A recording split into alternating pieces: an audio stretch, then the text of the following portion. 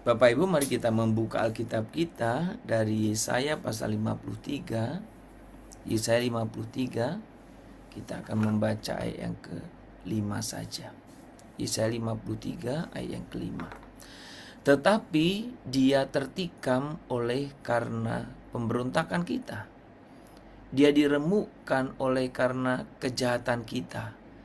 Ganjaran yang mendatangkan keselamatan bagi kita ditimpakan kepadanya, dan oleh bilur-bilurnya kita menjadi sembuh. Ketika kita berbicara tentang salib, ketika kita berbicara tentang kematian Kristus, kenapa ada banyak orang yang tidak percaya kalau Tuhan Yesus yang mati? Saudara, karena salah satunya orang selalu berpikir bahwa Yesus disalibkan karena kesalahannya. Yesus disalibkan karena dosanya. Maka orang-orang yang berpandangan bahwa orang benar itu tidak mungkin mengalami celaka, akan sulit menerima kebenaran ini kalau pemahamannya itu. Padahal Alkitab berkali-kali menjelaskan kalau Kristus mati itu bukan karena dosanya. Kalau Kristus mati itu bukan karena kesalahannya, tetapi justru dia tertikam. Yesaya ini memberikan kesaksian, nubuatan juga. Tertikam, teraniaya, tersalibkan bukan karena kesalahan sendiri, tetapi karena kesalahan kita. Kesalahan kita, kesalahan saya, kesalahan saudara. Saudara, ketika kita mendengar atau kita memahami bahwa Tuhan itu memikul salib, disalibkan oleh karena kita. Pagi hari ini kita merenungkan ayat ini dengan bingkai tema luka yang menyembuhkan. Luka yang menyembuhkan. Kalau kita memperhatikan dari apa yang dituliskan dalam Yesaya 53 ini kan sebuah hal yang sulit dipahami ya. Bagaimana mungkin luka menghasilkan kesembuhan? Bagaimana mungkin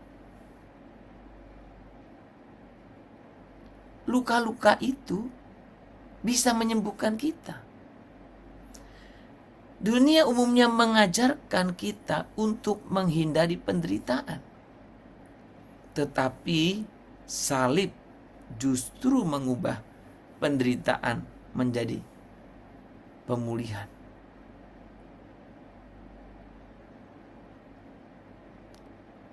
Saudara, ini satu hal yang sangat penting. Bahwa salib justru mengubah penderitaan menjadi jalan pemulihan. Saudara, ketika kita berbicara tentang Kristus yang terluka, Kristus bukan hanya terluka, Kristus tertikam karena pelanggaran dan pemberontakan kita. Artinya apa?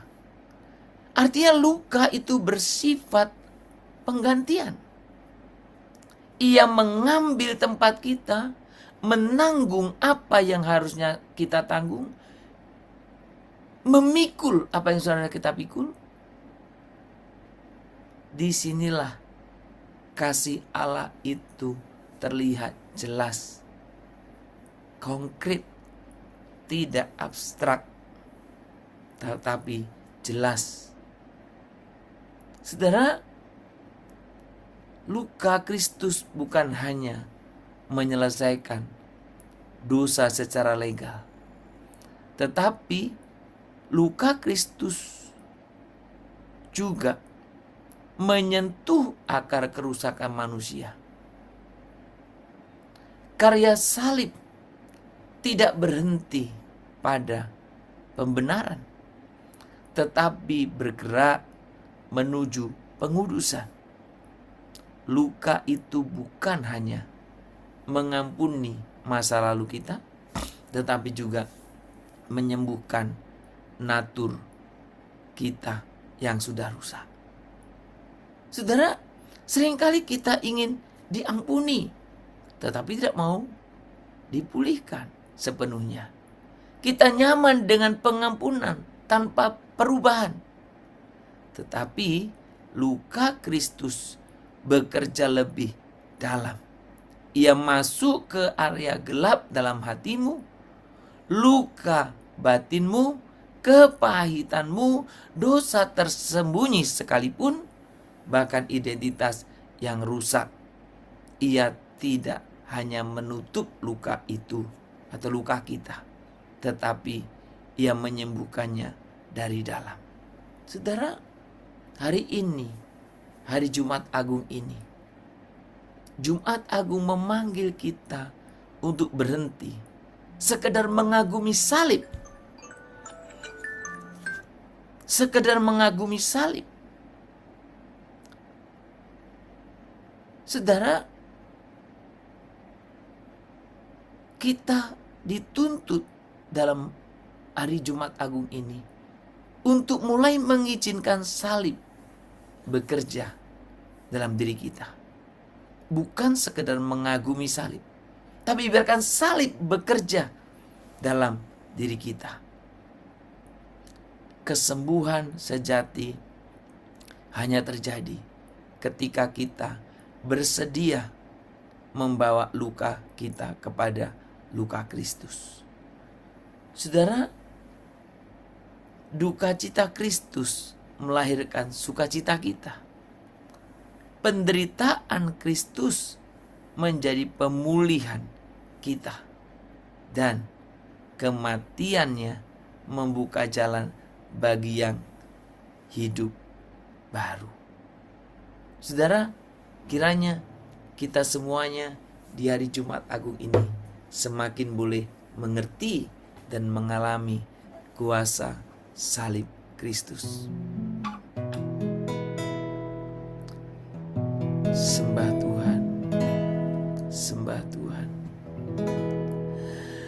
Karya terbesar dalam hidupku, pengorbananmu dan selamatkanku. Engkaulah harta yang tak ternilai, yang ku miliki dan ku hargai. Yesus, Engkau ku kagumi.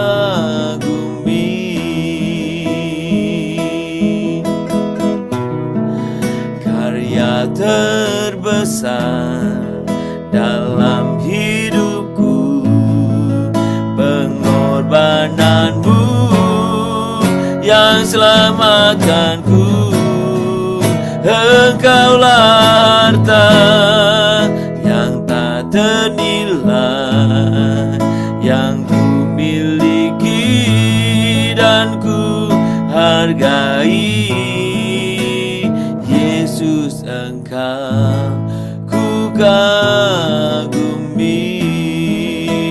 Yesus, Engkau ku kagumi.